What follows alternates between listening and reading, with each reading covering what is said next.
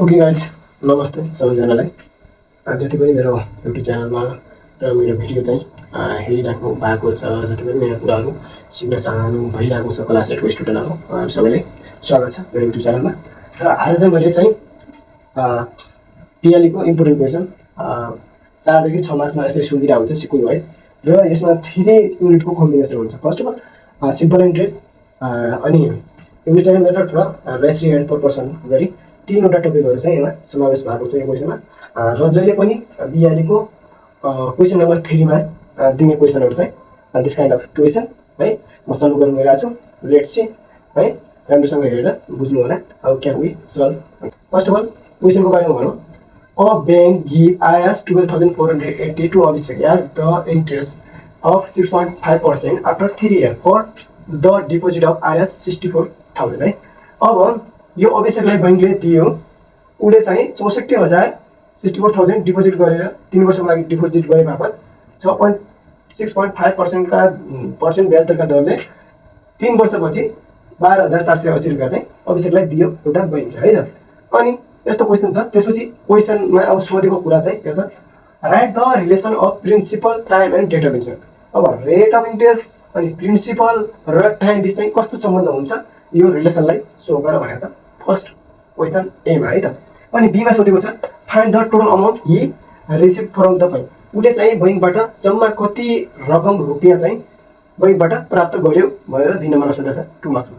अनि सी नम्बरमा सोधेको छ, इफ अभिषेक डिभाइडेड IAS 64,000। यदि त्यो अभिषेकले चाहिँ 64,000 चाहिँ डिभाइड गर्यो है त 64 to Subodh and Arun in the ratio of 3:5, then how much money will is get है।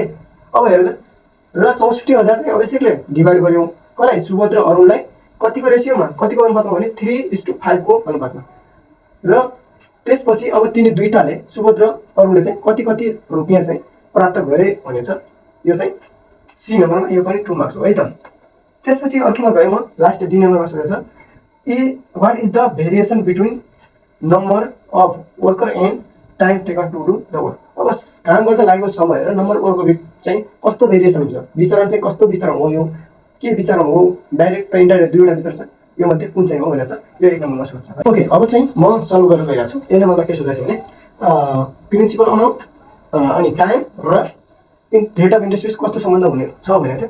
अब यो चाहिँ कस्तो सम्बन्ध भने जहिले पनि रेट इन्ट्रेस्ट अनि प्रिन्सिपल निकाल्दा के निकालिन्छ, प्रिन्सिपल अनि टाइम छ अनि रेट अफ इन्ट्रेस्ट छ भने जहिले पनि इन्ट्रेस्ट निकाल्छ। त्यो इन्ट्रेस्टको फर्मुला लेख्ने त्यही सम्बन्ध हो, रिलेसन बिट्विन होइन को अन्त द रिलेसन बिट्विन लेख्यो भने हुन्छ, sorry the relation BETWEN between को प्रिन्सिपल अनि time and rate of interest के छ I इक्वल टु PTR/100 को यस्तोमा यो रिलेसन छ है त। जहिले पनि इन्ट्रेस्ट निकाल्दाखेरि PTR पनि हुनुपर्छ भन्ने हो, यो ए नम्बरको है त। अब बी भनेको थियो, बी भनेको थियो कति रकम चाहिँ अभिषेकले चाहिँ त्यो बैंकबाट प्राप्त गर्यो 3 वर्षपछि कति रकम चाहिँ प्राप्त गर्यो, टोटल अमाउन्ट चाहिँ कति हो है त।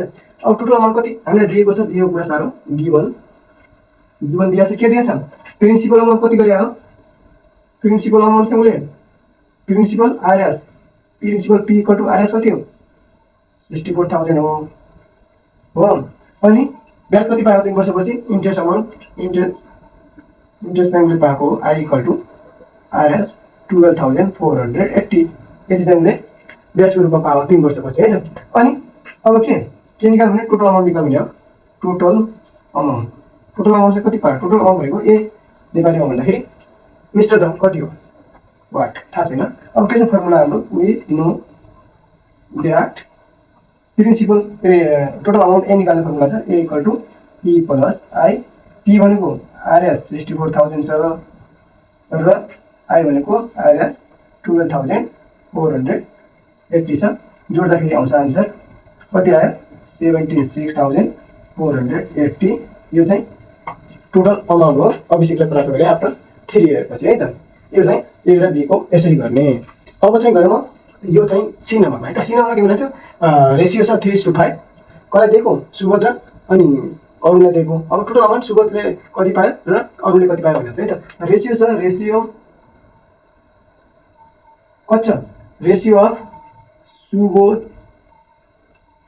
एन्ड अरुण गेट अमाउन्ट है, प्राप्त गरेको अमाउन्टको है त 3:5। अब के गर्ने अब? अनि टोटल अमाउन्ट कति हाल्यो? त्यो त 64 हो। अब के लेट मानौँ सुबोध गेट कति इक्वल टु आरएस 3x हो। अनि Arun get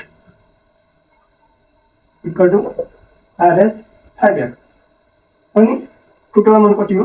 total amount equal to RS 64,000 हो है त।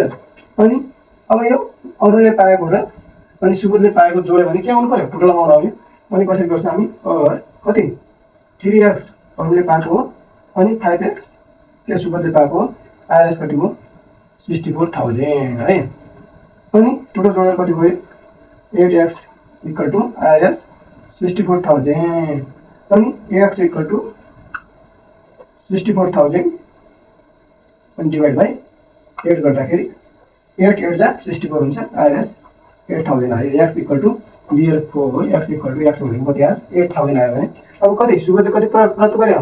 अनि 8x हो के 3x हो सुबोधले गरेको। Now 3x equal to 3 × 8,000 equal to कति आयो? आरएस 24,000 एन्ड अनि 5x कति हो? सुबोधले हो 5x इक्वल 5 × कति 8,000 इक्वल टु आरएस 40,000 भयो है। अब के लेख्नु लास्टमा? देयरफोर के सुबोध गेट आरएस कति 24,000 एन्ड अरुण गेट आरएस कति 40,000। यो चाहिँ यसको यो सी नम्बरको आन्सर भयो है त। त्यसरी गर्ने। लास्टमा सोधेको छ, लास्ट डी नम्बरमा सोधेको थियो नम्बर अफ वर्कर र time taken to do the work भनेको थियो। काम गर्न लाग्ने समय र काम गर्दा लिएको समय, काम गर्दा लागेको समय र अनि नम्बर अफ वर्कर कामदारहरू बिचको भेरिएसन चाहिँ के हो? विचारण चाहिँ कुन विचारणमा हो भनेको थियो। अब हामीलाई थाहा छ जहिले पनि के हुन्छ? काम गर्दाखेरि समय आएको छ र नम्बर अफ वर्कर आएको छ भने that is always to be indirect proportion अर्थात् इन्डाइरेक्ट भेरिएसन है त। Indirect variation between number of worker and time taken to do हो है त। काम गर्दा नम्बर अफ कामदारको संख्या र अनि टाइम काम गर्दा लागेको समय बिच जहिले पनि के हुन्छ? इन्डाइरेक्ट भेरिएसन हुन्छ है त। यति नै हो। यो राम्ररी बुझ्ने प्रयास गर्नु होला र यदि तपाईँहरूलाई यो राम्रो लाग्यो भने लाइक कमेन्ट सेयर गर्न नभुल्नु होला। यदि तपाईँ नयाँ हुनुहुन्छ भने मेरो च्यानलमा सब्सक्राइब गरेर जोडिनु होला। यस्तै म्याट्रिक्स प्रोग्रामहरूलाई चाहिँ म यसरी यो आफ्नो युट्युब च्यानल अनि टिकटकबाट तपाईँहरूमाझ प्रस्तुत गरिरहेको छु र अब साइन्स प्रोग्रामहरू पनि गर्ने नै छु। तपाईँहरूको साथ सपोर्ट चाहियो र मेरो तर्फबाट I always to be ready to support.